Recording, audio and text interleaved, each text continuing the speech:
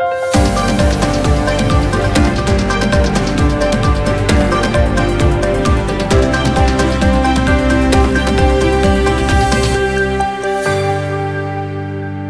मी अनुष्का. शंखनाद न्यूज चॅनलच्या मराठी बातमीपत्रात आपल्या सर्वांचं परत एकदा स्वागत करते. बघूया आजच्या काही मराठी ठळक बातम्या.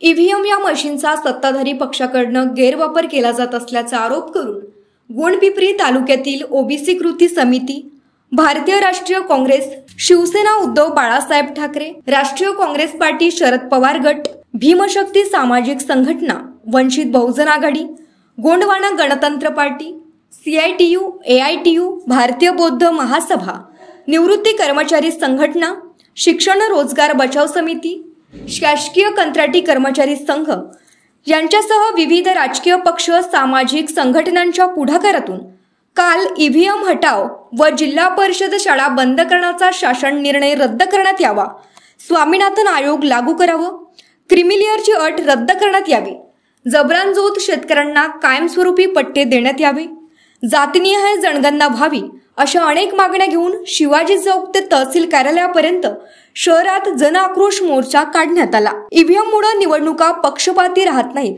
जगातील विकसित राष्ट्र या प्रणालीचा वापर करत नाहीत. त्यामुळे सत्ताधारी पक्षाकडनं ईव्हीएमचा आग्रह का केला जातोय असा प्रश्न यावेळी उपस्थित मान्यवरांनी मोर्चाला संबोधित करताना व्यक्त झालेत. सभेनंतर तहसीलदारांना निवेदन देऊन मोर्चाची सांगता करण्यात आली. मोर्चात हजारो युवक, महिला, शाळकरी मुलांचा सहभाग होता.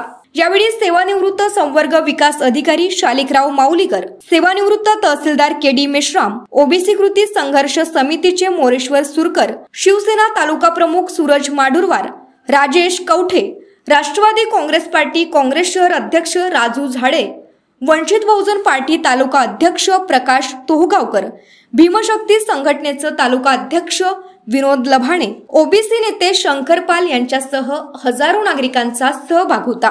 शंखनाद न्यूज साठी ब्युरो रिपोर्ट. नागपूर शहरात सर्वत्र चौफेर विकास कामे सुरू आहेत. भौतिक, सांस्कृतिक, क्रीडा, शैक्षणिक या सर्वच क्षेत्रात नागपूरची प्रगतीकडे वाटचाल सुरू आहे.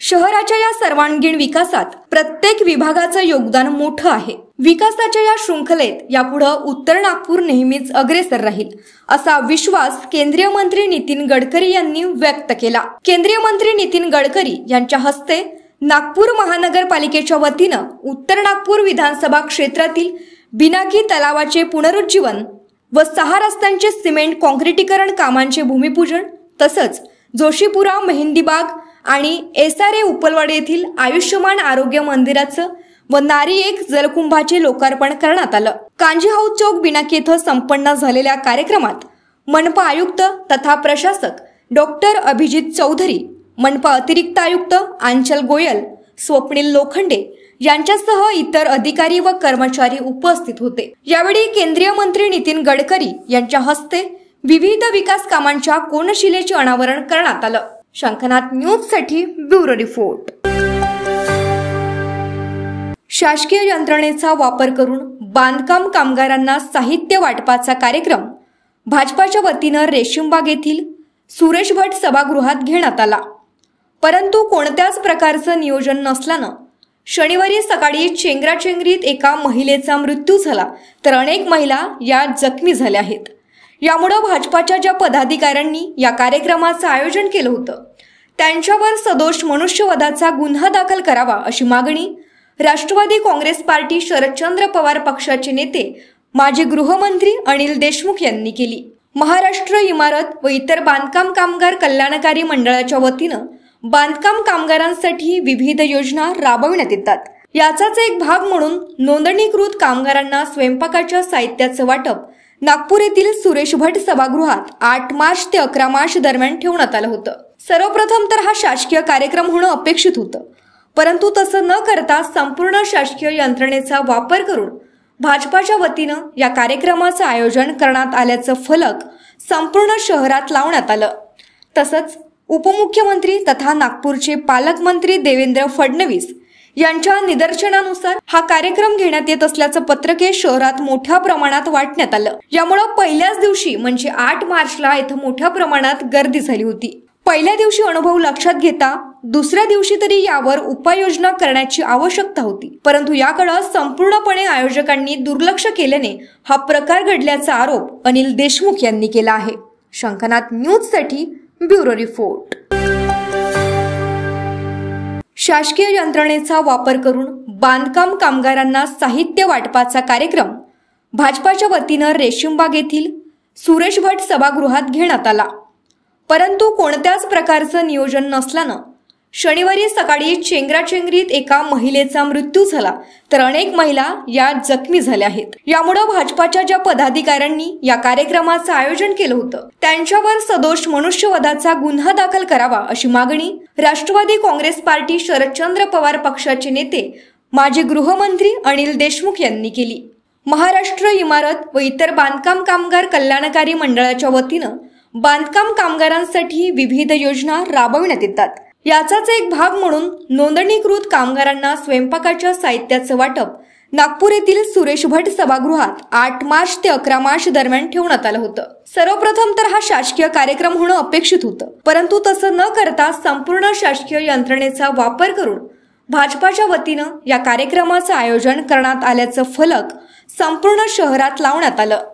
तसंच उपमुख्यमंत्री तथा नागपूरचे पालकमंत्री देवेंद्र फडणवीस यांच्या निदर्शनानुसार हा कार्यक्रम घेण्यात येत असल्याचं पत्रके शहरात मोठ्या प्रमाणात वाटण्यात आलं. यामुळे पहिल्याच दिवशी म्हणजे 8 मार्चला इथं मोठ्या प्रमाणात गर्दी झाली होती. पहिल्या दिवशी अनुभव लक्षात घेता दुसऱ्या दिवशी तरी यावर उपाययोजना करण्याची आवश्यकता होती, परंतु याकडे संपूर्णपणे आयोजकांनी दुर्लक्ष केल्याने हा प्रकार घडल्याचा आरोप अनिल देशमुख यांनी केला आहे.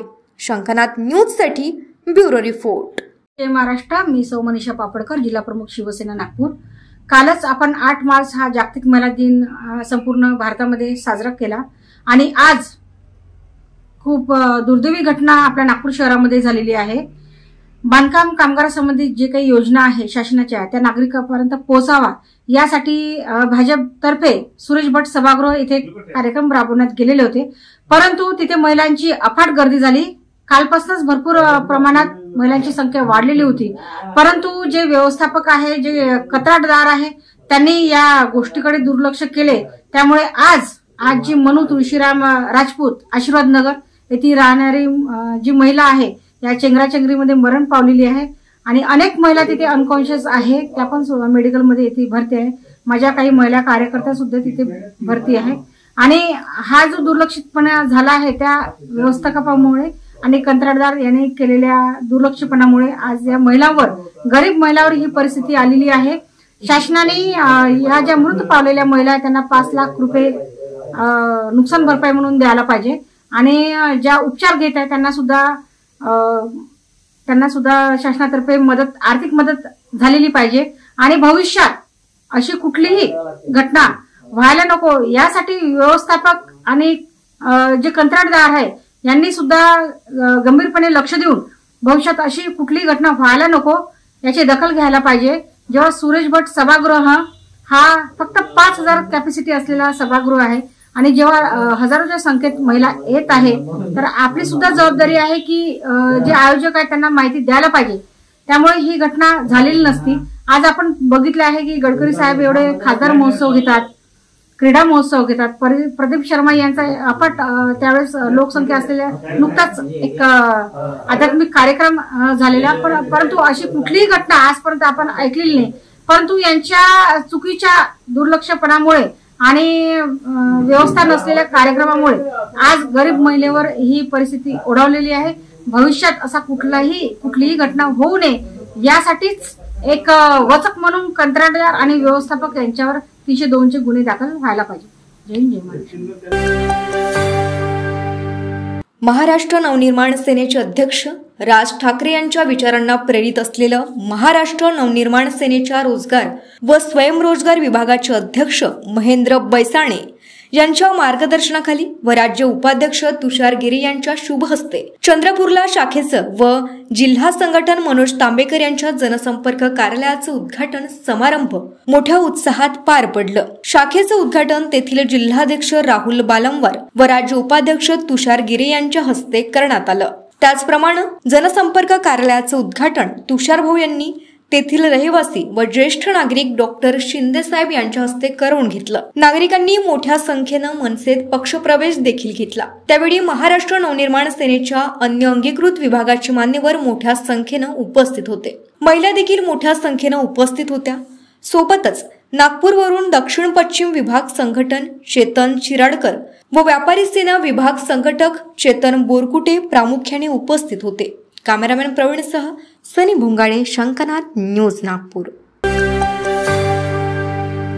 महिला शिक्षणाचा वसा घेणाऱ्या क्रांतीज्योती सावित्रीमाईंच्या 127व्या पुण्यतिथी आणि मंजुळा किरीट सोलंकी यांच्या देखील 127व्या पुण्यतिथी निमित्तानं गर्जना जनक्रांती संघटना आणि महिलांना प्रत्येक पावलावर फक्त साथ दिली नाही तर गरज पडेल तेव्हा मुलींचं संरक्षण करून शिक्षणाद्वारे मुलींचं जीवन घडवलं। सोबतच उडानचे राष्ट्रीय अध्यक्ष खासदार किरीट सोळंकी यांची जीवन नायिका मंजुळा सोळंकी यांनी देखील आपल्या संघर्षाच्या कठीण प्रसंगी संस्थेला प्रगतीपथावर नेण्यासाठी कठोर परिश्रम घेतलं। त्यामुळे दरवर्षीप्रमाणे यंदाही या दोघांच्या सामूहिक पुण्यतिथीचा कार्यक्रम घेण्यात आला। कॅमेरामॅन प्रवीणसह सनी भोंगाडे, शंकनाथ न्यूज नागपूर। तर या होत्या आजच्या प्रमुख बातम्या। परत भेटूया नवीन बातमीपत्रासह। तोवर नमस्कार। सर्व प्रकारच्या पाळीव प्राण्यांसाठी अत्यंत गुणकारी इनोटॉक्स पौष्टिक आहार। नैसर्गिक वापरा, केमिकल टाळा। इनोटॉक्ससह रोगराईस आळा घाला। पशुखाद्य टेक्नॉलॉजिकल ऑडिटिव्ह उत्पादनासाठी महाराष्ट्रातील सर्व जिल्हे व तालुक्यात डीलर्स नेमणे आहे। अधिक माहितीसाठी संपर्क करा 8446662542 738777557